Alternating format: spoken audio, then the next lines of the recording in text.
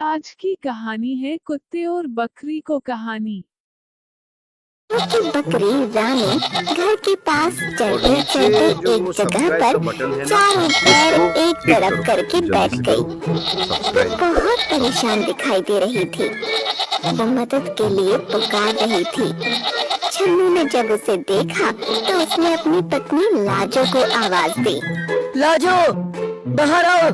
देखो रानी को क्या हो गया है, बीमार तो नहीं हो गई?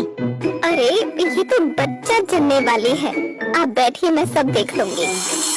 रानी बकरी ने दो प्यारे प्यारे बच्चों को जन्म दिया तो छन्नू के घर में खुशहाली का वातावरण छा गया।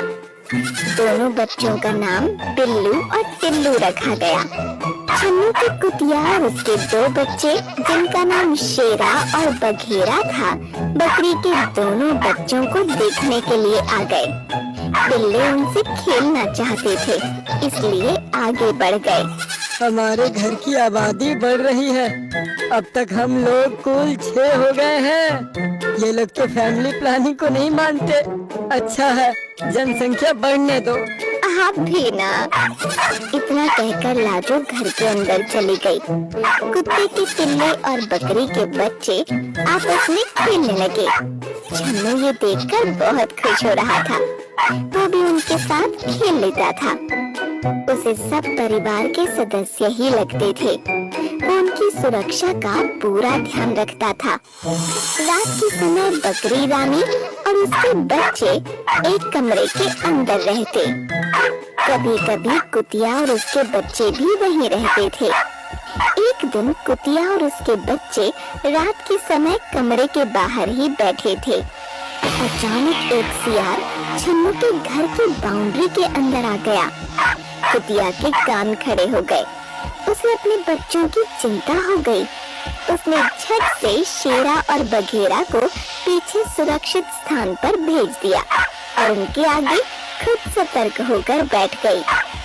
सियार ने रानी बकरी के कमरे में जाने की कोशिश की।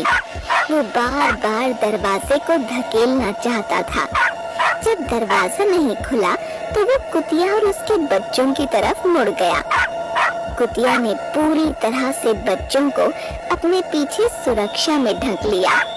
सियार आगे बढ़ा तो माँ कुतिया उससे लड़ पड़ी। दोनों में लड़ाई होने लगी। सियार बच्चों की तरफ जाने लगता तो कुतिया उस पर टूट पड़ती। अपने बच्चों को बचाने में उसकी जान पर बनाई। छन्नू तब तक डंडा लेकर बाहर आ गया। सियार वहाँ से भाग गया, लेकिन कुतिया पूरी तरह से घायल हो चुकी थी। आज तक कभी यहाँ सियार नहीं आया था, आज पहली बार ये खतरा सामने आ गया।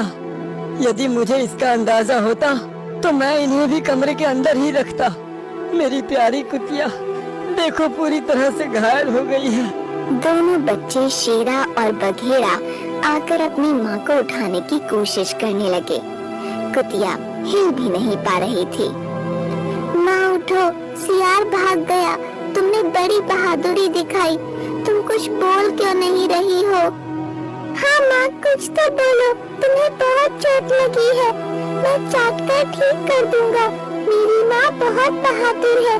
माँ उठ जाओ ना, मुझसे बातें करो ना। कुतिया बेचारी कुछ देर पहले ही भगवान को प्यारी हो गई थी। उसका निर्जीव शरीर भला अब क्या बोलता। छन्नू और लाजो की आंखों में आंसू आ गए। उनके परिवार का एक सदस्य सदा के लिए उनसे दूर हो गया। शेरा और बघेरा अनाथ हो गए। छन्नू और लाजो को उन पर बड़ी दया आ रही थी। ये दोनों दूध पीते बच्चे अभी बहुत छोटे हैं, बिना माँ के हो गए हैं। इन्हें तो ये भी नहीं पता कि अब इनकी माँ इस दुनिया में नहीं रही। रानी बकरी भी वहाँ पहुँच गई थी। उसने सब समझ लिया। वो शेरा और बघेरा के पास आ गई। उसकी ममता का आंचल बहुत बड़ा था। उसने दोनों बच्चों को अपना लिया। शेरा और बघेरा रानी बकरी का दूध इस तरह से पीने लगे जैसे वही उनकी माँ हो। उन दोनों ने भी रानी बकरी को अपनी माँ बना लिया। वो बिल्लू और टिल्लू के साथ भी पूरी तरह से घुल मिल गए। कहते हैं ना, न होता जिनका कोई उनका खुदा होता है। पिल्लों की माँ बकरी बन गई। शेरा और बघेरा बड़े हो गए। वो दोनों अपनी माँ रानी बकरी और भाई टिल्लू और बिल्लू की सुरक्षा में लगे रहते थे।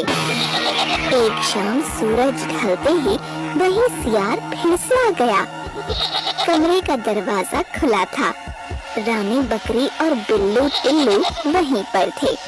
सियार जैसे ही आगे बिल्लू और टिल्लू की ओर बढ़ने जा रहा था कि शेरा और बघेरा ने उस पर हमला बोल दिया। अच्छी कदकाठी के शेरा और बघेरा ने सियार पर जबरदस्त हमला कर दिया। सियार नीचे गिर गया और शेरा बघेरा फिर उस पर टूट पड़े।